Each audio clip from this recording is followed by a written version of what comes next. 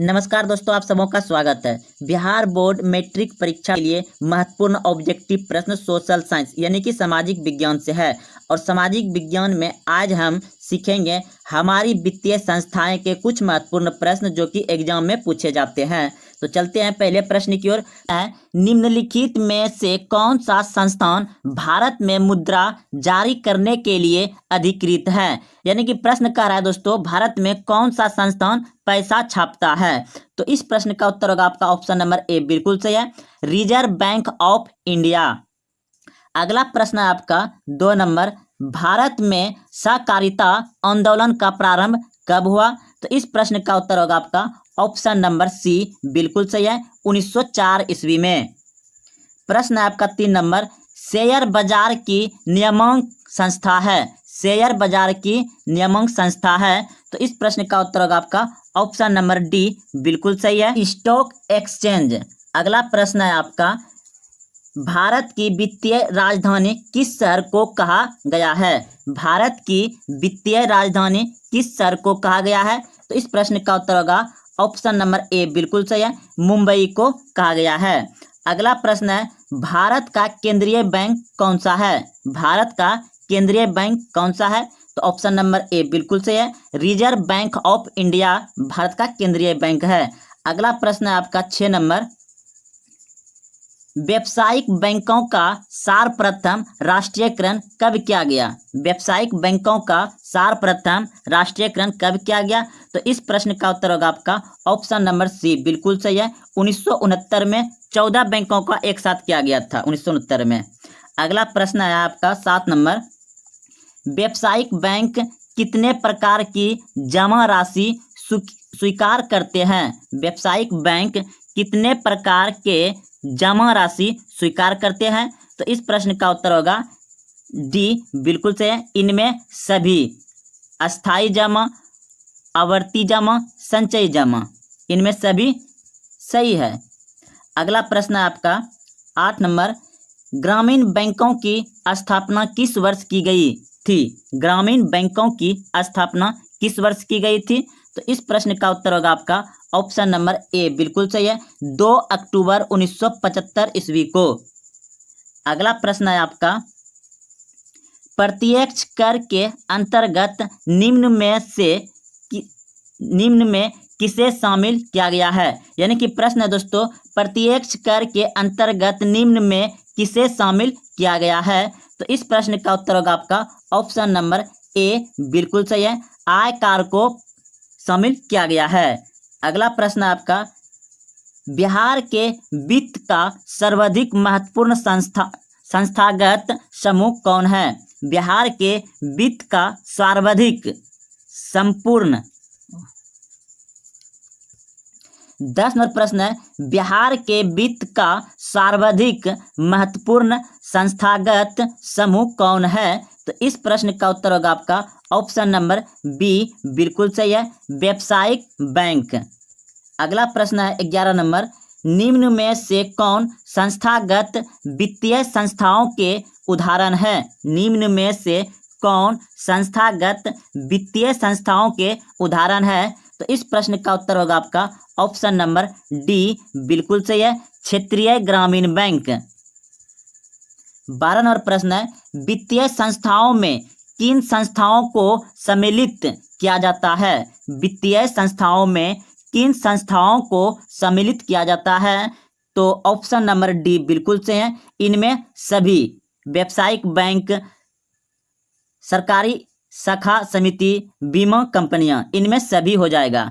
अगला प्रश्न है आपका 13 नंबर, देश में अभी कार्यरत क्षेत्रीय ग्रामीण बैंकों की संख्या है? यानी कि भारत देश में, पूरे देश में अभी कितने ग्रामीण क्षेत्र में बैंकों की संख्या है?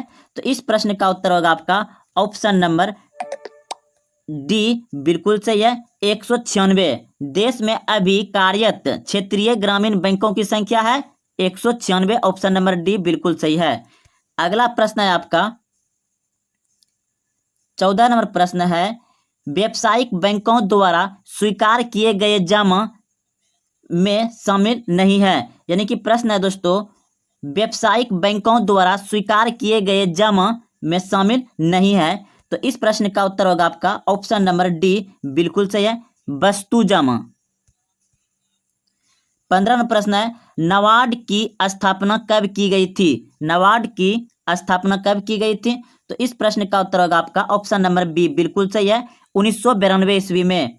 16 नंबर प्रश्न है, भारतीय रिजर्व बैंक की स्थापना किस वर्ष की गई थी? भारतीय रिजर्व बैंक की स्थापना किस वर्ष हुई थी? तो इस प्रश्न का उत्तर होगा आपका ऑप्शन नंबर बी, बिल्कुल सही है, 1935 ईस्वी में भारतीय रिजर्व बैंक की स्थापना हुई थी। अगला प्रश्न है आपका 17वां प्रश्न है, राज्य में कार्यरत केंद्रीय सरकारी बैंकों की संख्या कितनी है? तो इस प्रश्न का उत्तर होगा ऑप्शन नंबर डी, बिल्कुल सही है, 25। अगला प्रश्न है 18 नंबर, भारत में सूक्ष्म वित्त की शुरुआत किस दशक में हुई? 18वां प्रश्न है, भारत में सूक्ष्म वित्त की शुरुआत किस दशक के बीच हुई? तो इस प्रश्न का उत्तर होगा आपका ऑप्शन नंबर सी, बिल्कुल सही है, 1990 ईस्वी में। अगला प्रश्न है आपका, सहकारिता के विकास पर किस पंचवर्षीय योजना में बल दिया गया? सहकारिता के विकास पर किस पंचवर्षीय योजना में बल दिया गया? तो इस प्रश्न का उत्तर होगा आपका ऑप्शन नंबर ए, बिल्कुल सही है, प्रथम पंचवर्षीय योजना में। प्रश्न आपका 20 नंबर, बैंक लिंकेज कार्यक्रम की शुरुआत किस वर्ष की गई थी? तो इस प्रश्न का उत्तर होगा आपका ऑप्शन नंबर बी, बिल्कुल सही है, 1992 ईस्वी में। 21 नंबर प्रश्न है, प्राथमिक कृषि शाखा समिति कृषकों को ऋण प्रदान करती है। तो प्राथमिक कृषि शाखा समिति कृषकों को ऋण प्रदान करती है। तो इस प्रश्न का उत्तर होगा आपका ऑप्शन नंबर ए, बिल्कुल सही है, अल्पकालीन। 22 नंबर प्रश्न है, सूक्ष्म वित्त योजना शाखा या ऋण की सुविधा किन्हें उपलब्ध कराता है? तो इस प्रश्न का उत्तर होगा आपका ऑप्शन नंबर सी, बिल्कुल सही है, गरीब वर्ग को। 23 नंबर प्रश्न है, बिहार में क्षेत्रीय बैंक की स्थापना किस वर्ष की गई थी? बिहार में क्षेत्रीय बैंक की स्थापना किस वर्ष की गई थी? तो इस प्रश्न का उत्तर होगा आपका ऑप्शन नंबर सी, बिल्कुल सही है, 1975 ईस्वी में बिहार में क्षेत्रीय बैंक की स्थापना की गई थी। बिहार में संस्थागत वित्तीय संस्थाएं कितने प्रकार के हैं? बिहार में संस्थागत वित्तीय संस्थाएं कितने प्रकार के हैं? तो इस प्रश्न का उत्तर होगा आपका ऑप्शन नंबर डी, बिल्कुल सही है, 4। भारतीय पूंजी बाजार निम्न में से किस प्रकार का वित्त उपलब्ध कराता है? तो इस प्रश्न का उत्तर होगा आपका ऑप्शन नंबर ए, बिल्कुल सही है, दीर्घकालीन।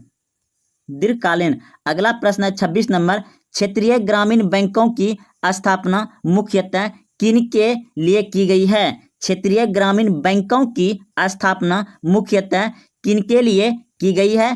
तो इस प्रश्न का उत्तर होगा आपका ऑप्शन नंबर ए, बिल्कुल सही है, छोटे एवं सीमित किसान। 27 नंबर प्रश्न है, भारत में वित्तीय संस्थाओं के प्रमुख रूप होते हैं। भारत में वित्तीय संस्थाओं के प्रमुख रूप होते हैं। तो दो, ऑप्शन नंबर ए बिल्कुल सही है, 2 होते हैं। 28 नंबर प्रश्न है, किसी गांव में कम से कम कितने व्यक्ति मिलकर एक प्राथमिक शाखा समिति का निर्माण कर सकते हैं? किसी गांव में कम से कम कितने व्यक्ति मिलकर एक प्राथमिक शाखा समिति का निर्माण कर सकते हैं? तो इस प्रश्न का उत्तर होगा 10, ऑप्शन नंबर बी बिल्कुल सही है। 29 नंबर प्रश्न है, सरकारी योजना समिति का गठन किसके नेतृत्व में किया गया था? सरकारी योजना समिति का गठन किसके नेतृत्व में किया गया था? तो इस प्रश्न का उत्तर होगा आपका ऑप्शन नंबर ए बिल्कुल सही है, R.G. श्रेया। प्रश्न है, सहकारिता प्रत्यय सरकारों का हस्तक्षेप विषय कब बनी? सहकारिता प्रांतीय सरकारों का हस्तक्षेप कब विषय बनी? तो इस प्रश्न का उत्तर होगा आपका ऑप्शन नंबर बी बिल्कुल सही है, 1919 ईस्वी में। प्रश्न है, स्वयं सहायता समूह में सदस्यों की संख्या सामान्यतः होती है। स्वयं सहायता समूह में सदस्यों की संख्या 31 नंबर प्रश्न है, स्वयं सहायता समूह में सदस्यों की संख्या सामान्यतः होती है। तो इस प्रश्न का उत्तर होगा आपका ऑप्शन नंबर सी, बिल्कुल सही है। 15 से 20 सदस्य होता है समूह सहायता में। अगला प्रश्न है आपका 32 नंबर, इनमें से